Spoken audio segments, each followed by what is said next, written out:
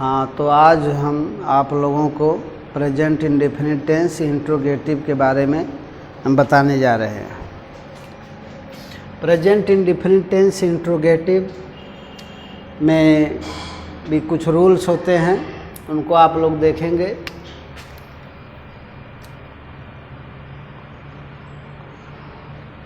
पहला रूल है, यदि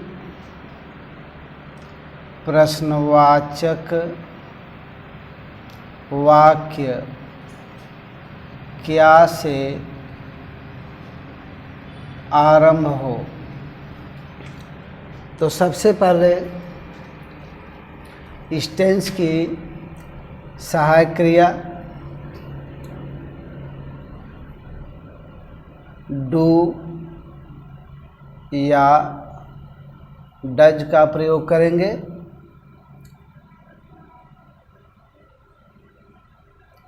कर्ता के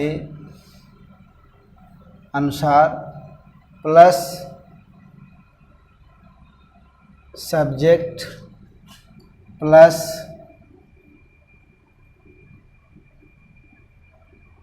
मेन वर्ब का first form plus object plus question mark. इतना काम करेंगे। वाक्य अगर क्या से आरंभ हो रहा है तो सबसे पहले इस टेंस की जो हेल्पिंग वर्ब है डू या डज में से कोई एक पहले लिखेंगे सब्जेक्ट के अनुसार। कहाँ पे डू लगेगा, कहाँ पे डज लगेगा, ये पहले आप लोगों को नेगेटिव पढ़ाते समय बताया गया है। इसके बाद सब्जेक्ट कर्ता की अंग्रेजी लिखेंगे, मेन वर्ब का फर्स्ट फॉर्म लिखेंगे, इसके बाद ऑब्जेक्ट, इसके बाद क्वेश्चन मार्क लगाएंगे। जैसे क्या वे क्रिकेट खेलते हैं, क्या वे क्रिकेट खेलते हैं। इसमें वाक्य क्या से आरंभ किया गया है और इसमें सब्जेक्ट दे है, वे की अंग्रेजी दे होती है, इसलिए यहाँ पे डू पहले लिखा जाएगा, डू, इसके बाद सब्जेक्ट, इसके बाद मेन वर्ब का फर्स्ट फॉर्म लिखा है, मेन वर्ब खेलना है, खेलना की अंग्रेजी प्ले, डू दे प्ले, इसके बाद ऑब्जेक्ट क्रिकेट, इसके बाद क्वेश्चन मार्क। जो रूल में बताया गया है वही आपको करना है। क्या वे क्रिकेट खेलते हैं, डू दे प्ले क्रिकेट। इसके बाद दूसरा रूल है, यदि प्रश्नवाचक वाक्य, यदि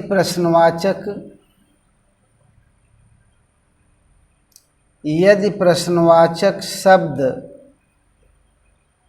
वाक्य के बीच में आए,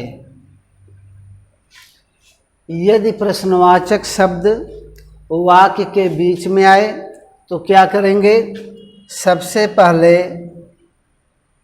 प्रश्नवाचक शब्द की अंग्रेजी लिखेंगे प्लस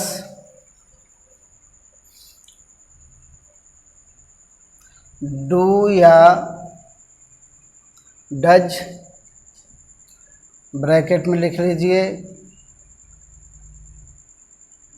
सब्जेक्ट के अनुसार प्लस सब्जेक्ट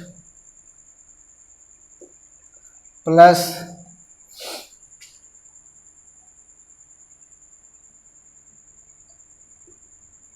मेन वर्ब का first form plus object plus question mark. इतना काम करेंगे। यदि प्रश्नवाचक शब्द वाक्य के बीच में आता है तो सबसे पहले हम प्रश्नवाचक शब्द की अंग्रेजी लिखते हैं। इसके बाद डू या डज का प्रयोग सब्जेक्ट के हिसाब से किया जाता है। इसके बाद सब्जेक्ट कर्ता की अंग्रेजी लिखते हैं, फिर मेन वर्ब का फर्स्ट फॉर्म लिखते हैं, इसके बाद ऑब्जेक्ट, इसके बाद क्वेश्चन मार्क लगा देते हैं। जैसे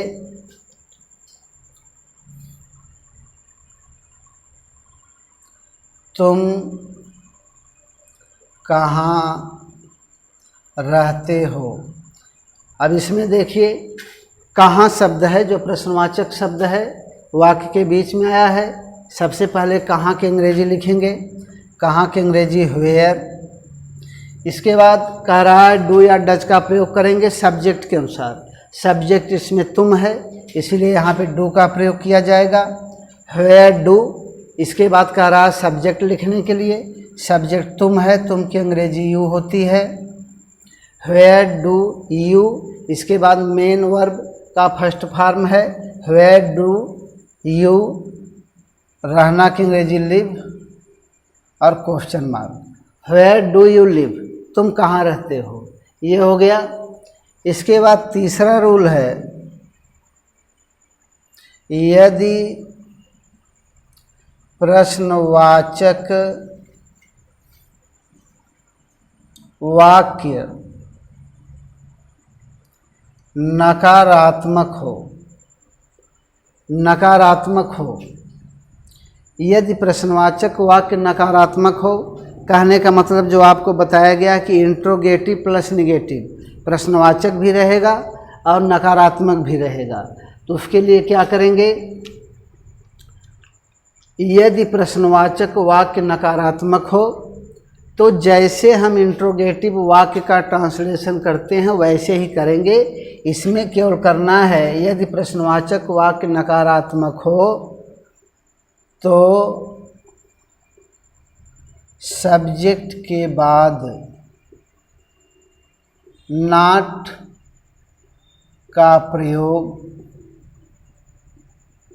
करते हैं बस। और जब जैसे जो अनुवाद आपको पीछे बताया गया, पहला और दूसरा रूल जो बताया गया है वैसे ही सब करना है।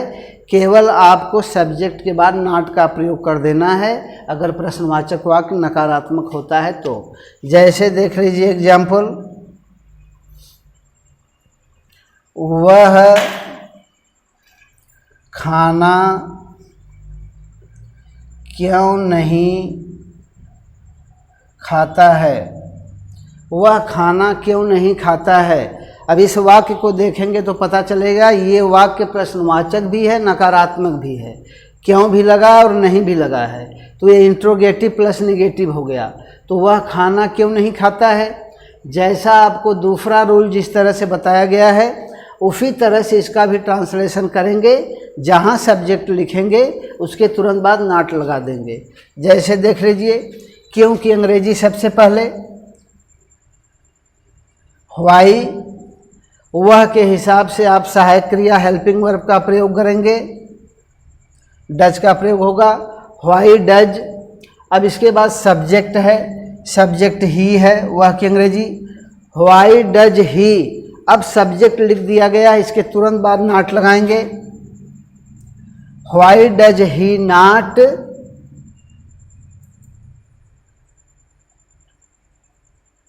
मुख्य क्रिया का first form eat, why does he not eat. खाना की अंग्रेजी फूड और क्वेश्चन मार्क लगा देंगे, why does he not eat food, वह खाना क्यों नहीं खाता है। इसका ट्रांसलेशन हो गया। इसके बाद आगे भी देखिए,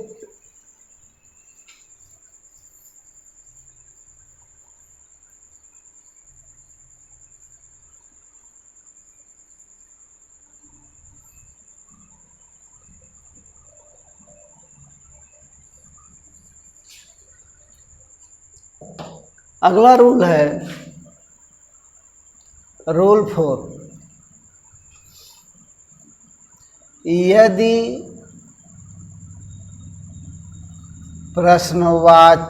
प्रश्नवाचक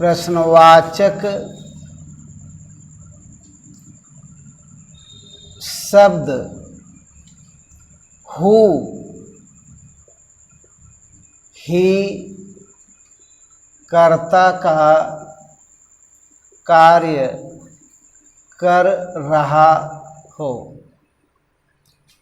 हु मीन्स कौन होता है, हु मीन्स कौन होता है, और कह रहा है चौथे रूल में, कह रहा है रूल 4 में कि यदि प्रश्नवाचक शब्द हु ही कर्ता का कार्य कर रहा, हु मीन्स कौन होता है।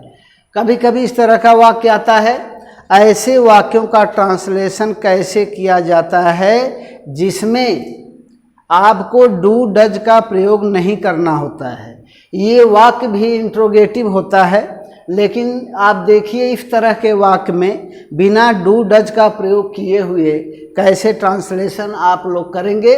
और ये जो रूल 4 है इसको ज़रा ठीक से समझना पड़ता है आप लोगों को। यदि प्रश्नवाचक शब्द हु ही कर्ता का कार्य कर रहा हो, आप एग्जाम्पल देखेंगे आपके समझ में आ जाएगा। तुम्हें अंग्रेजी कौन पढ़ाता है। अब देखिए इस वाक्य को ज़रा समझिए, तुम्हें अंग्रेजी कौन पढ़ाता है। यहाँ पे तुम्हें शब्द का जो प्रयोग किया गया है ये ऑब्जेक्ट की तरह किया गया है, और आपको जो कौन शब्द बीच में प्रयोग किया गया है वाक्य प्रश्नवाचक बनाया गया है, प्रश्नवाचक लिखा गया है, क्योंकि यहाँ कौन है। अब यहाँ पे कौन अंग्रेजी पढ़ाता है, जो अंग्रेजी पढ़ाता है उसकी जगह पे कौन लिखा हुआ है। अंग्रेजी पढ़ाने वाला है लेकिन वो यहाँ लिखा नहीं गया है, उसकी जगह कौन लिया है, कौन पढ़ाता है। इसका मतलब कि जो पढ़ाने वाला है वो यहाँ पे नहीं है और उसकी जगह पे कौन लिखा गया है। तो इस तरह के वाक्य में जहाँ पे प्रश्नवाचक शब्द कर्ता का कार्य यहाँ पे क्या कर रहा है, कौन कर रहा है, कर्ता का कार्य यहाँ पे कौन कर रहा है, तो आपको सबसे पहले कौन की अंग्रेजी लिखी जाएगी, क्योंकि रूल में लिखा गया यदि प्रश्नवाचक शब्द हु ही कर्ता का कार्य कर रहा हो तो हु, और देखिए पढ़ाने वाला कोई एक है जो यहाँ पे दिखाया नहीं गया है। हु अफर्मेटिव की तरह देखो कैसे एस आई एस जोड़ के आपको ट्रांसलेशन किया जा रहा है। Who teaches you, who teaches you, who teaches you माने तुम्हें कौन पढ़ाता है, क्या चीज, इंग्लिश, क्वेश्चन मार्क लगा देंगे। अब देखिए यहाँ पे डू और डज वाक्य प्रश्नवाचक है, लेकिन ये अलग तरह का रूल है, अलग तरह का नियम है। यहाँ पे डू डज का प्रयोग नहीं किया गया है और इस तरह से इसका ट्रांसलेशन किया गया। इस तरह का वाक्य जब भी आता है सामने हम इसी तरह से ट्रांसलेशन करते हैं। हु टीचेज यू इंग्लिश, तुम्हें अंग्रेजी कौन पढ़ाता है। इसके बाद देखिए रूल 5,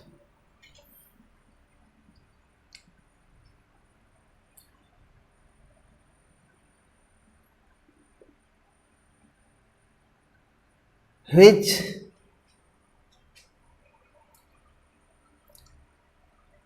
का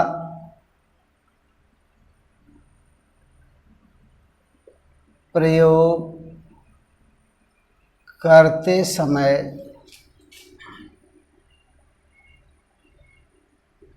इससे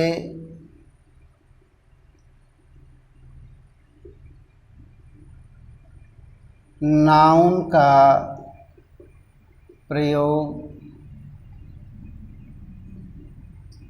किया जाता है। which भी प्रश्नवाचक शब्द है, which प्रश्नवाचक शब्द है, लेकिन जब इस तरह का वाक्य आप लोग, इस तरह का वाक्य which से संबंधित वाक्य जब आपके सामने आता है तो यहाँ पे जो चीज़ आपको समझाई जा रही है, जो चीज़ बताई जा रही है, which के साथ इससे संबंधित नाउन, कहने का मतलब which लिखने के बाद अगर आप इससे जो संबंधित जो लगा हुआ नाउन है अगर आप उसको छोड़ देते हैं तो पूरा सेंटेंस गलत हो जाता है। इसलिए ये चीज़ भी आपको समझना बहुत ज़रूरी है। जो चीज़ है इसको अभी हम बता रहे हैं। एग्जाम्पल आप लोग देखिए,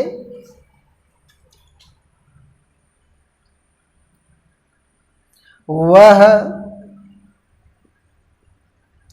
किस कक्षा में पढ़ता है। देखिए ध्यान से, वह किस कक्षा में पढ़ता है। अब किस की अंग्रेजी यहाँ पे व्हिच लिखी हुई है। अगर आप व्हिच लगाएंगे, सहायक क्रिया लगाएंगे, या जिस तरह से आप प्रश्नवाचक शब्द का ट्रांसलेशन करते हैं उस तरह से करेंगे, वाक्य पूरा गलत हो जाएगा। जो मैंने 5वां रूल आप लोगों को जो मैं बता रहा हूँ, समझा रहा हूँ, इसका समझने का मतलब केवल इतना है कि ये जो लिखा हुआ है किस कक्षा, ये जो नियम जो कह रहा है किस शब्द के लिए आप व्हिच का प्रयोग करेंगे, और किस जो व्हिच से संबंधित नाउन है वो कक्षा है, वो क्लास है, और ये दोनों को आप साथ में रख के ट्रांसलेशन करेंगे तभी आपका ट्रांसलेशन सही माना जाएगा, नहीं तो गलत हो जाएगा। जैसे हम कर रहे हैं, अब व्हिच किस कक्षा लिखा है, हम लिख रहे हैं व्हिच, इसके बाद कक्षा की अंग्रेजी क्लास होती है। बोलचाल में भी लोग ऐसे पूछ देते हैं, व्हिच क्लास। अब सब्जेक्ट के अनुसार डू डज का प्रयोग करेंगे। सब्जेक्ट यहाँ पे वह लिखा हुआ है, डज, वही नियम है पहले वाला। इसके बाद सब्जेक्ट ही है, which class does he read in. देखो, एक तो तरीका ये हो गया इस तरह का अनुवाद करने का, ये भी सही है। जो ट्रांसलेशन किया गया है वह किस कक्षा में पढ़ता है, which class does he read in, ये हो गया।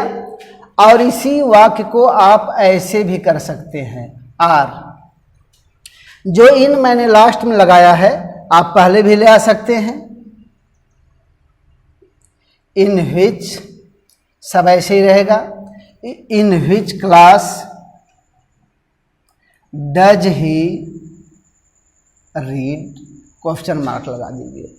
फर्क केवल इतना है, पहले वाले सेंटेंस में हमने इन का प्रयोग लास्ट में कर दिया है, और दूसरे वाले सेंटेंस में हमने इन को व्हिच से पहले ले आया है। दोनों वाक्य आपका सही है, दोनों में से कोई वाक्य गलत नहीं है। ऐसे भी आप कर सकते हैं और ऐसे भी कर सकते हैं। तो इस तरह से आप लोगों को प्रेजेंट इंडेफिनिट टेंस के इंट्रोगेटिव में मैंने अभी 5 रूल्स, 5 नियम मैंने आपको समझाया है। इन नियम को आप समझेंगे, और इसके बाद हम आप लोगों को कुछ वाक्य दे रहे हैं इस नियम से संबंधित। आप लोग इसका अपने कॉपी पे आप लोग इसका ट्रांसलेशन बनाएंगे।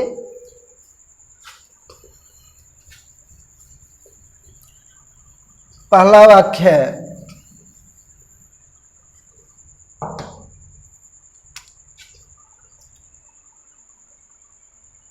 क्या लड़के स्कूल जाते हैं, क्वेश्चन मार्क लगाएंगे। दूसरा है,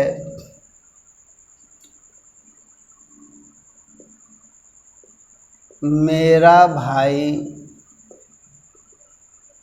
स्कूल क्यों नहीं जाता है। तीसरा सेंटेंस है,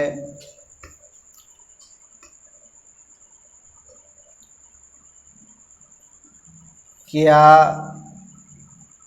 वह क्रिकेट रोज खेलता है।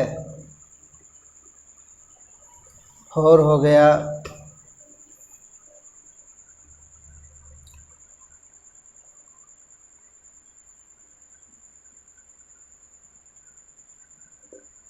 उसे अंग्रेजी कौन पढ़ाता है। 5 हो गया,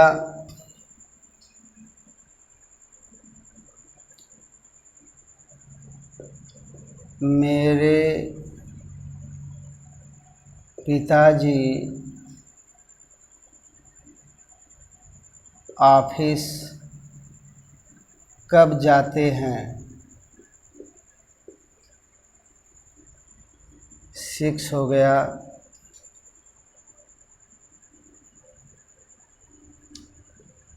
तुम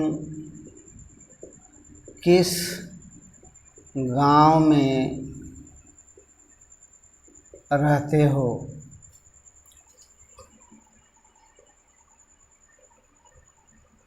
लड़के अपना पाठ क्यों नहीं याद करते हैं। ये ट्रांसलेशन आप लोग करेंगे। जितने रूल बताए गए हैं उससे संबंधित वाक्य आप लोगों को दिया गया है। इसमें कोई भी ऐसा रूल नहीं है जिससे संबंधित वाक्य न दिया गया हो। इसको आप लोग बनाएंगे और समझेंगे।